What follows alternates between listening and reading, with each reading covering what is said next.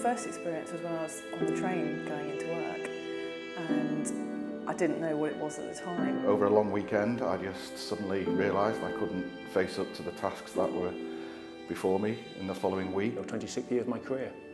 I had no ideas, I just lost motivation, but didn't know why. I had extra time added to a dissertation at the end of uni because I woke up in the middle of the night with a panic attack. It was for a very specific reason, and it needed to be dealt with.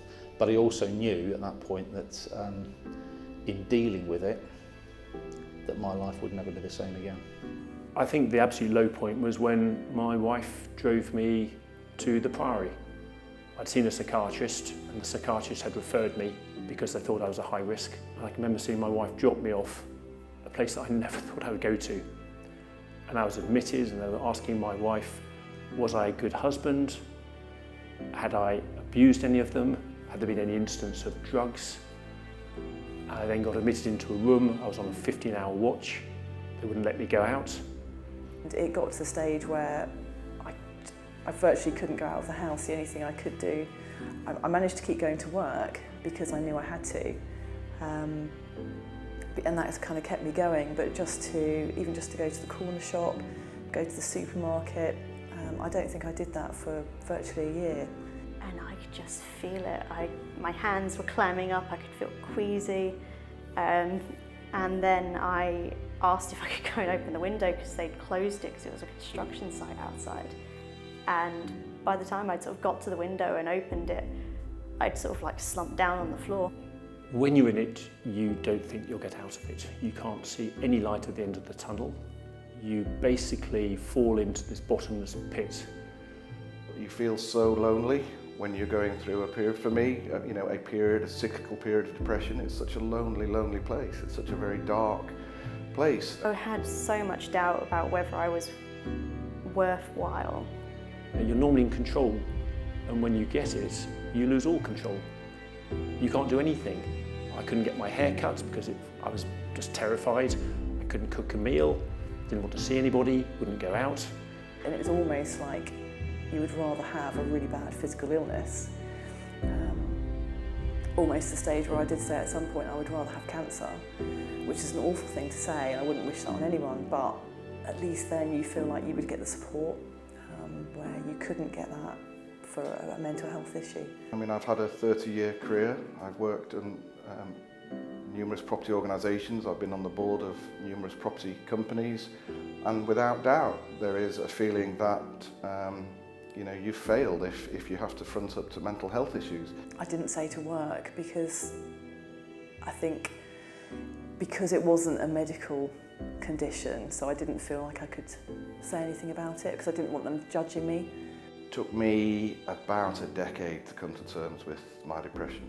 The early part of that decade was just me worrying about what was going on. Why couldn't I deal with things all the time? I just feel like you're a complete failure because you can't just do normal life. But I was in a very, very dark place, and there weren't that many outcomes. Find somebody in your organisation that you feel would be supportive. So many of the bigger organisations now have got policies in place and do understand the stresses and issues that people are going through. And even if you just talk to them on an informal basis, you might find that actually there's a lot more support out there. And you will recover. At the start, you don't think there is a catch chance. You simply don't know how you can recover. It's like a lot of other sort of long-term conditions. You're never actually free of it. You just learn how to deal with it and manage it. Talking to loved ones, talking to friends, and talking to work colleagues, I think, has got to be part of the solution. And being able to talk about it, even just to that one person, means you're not holding it in. And if you're not repressing how you feel and you can be true to that, then that should help you actually manage your symptoms. I did feel at one level, this is just me showing a sign of weakness in the world, but I've overcome that now as well. And in fact, I've tried to turn that into a strength, that I've been able to have a successful career And during a long period of that time, I've been suffering from cyclical periods of depression. So to me now, it's almost a case of, well, if I can achieve all of that whilst dealing with this illness, that's a good thing, not a bad thing. And there were times when I sat in front of the counsellor, and in some of those sessions I sat down and I couldn't speak for an hour. It's absolutely terrifying. But for me personally, it had to be done. And it's just dragging that courage from somewhere to just being able to go and seek help. That's the first step. So I went to the Supercharge Your Wellbeing seminar in September 2016, and we've got a really good group where people can talk openly, and that's kind of where it started, where they were opening up about their experiences, which made me feel safe to open up about mine. If I'd been sitting here 4 years ago thinking this was about to happen, would I do something different? It was difficult then to pick up the phone to somebody and say, what do I do? Now there are options.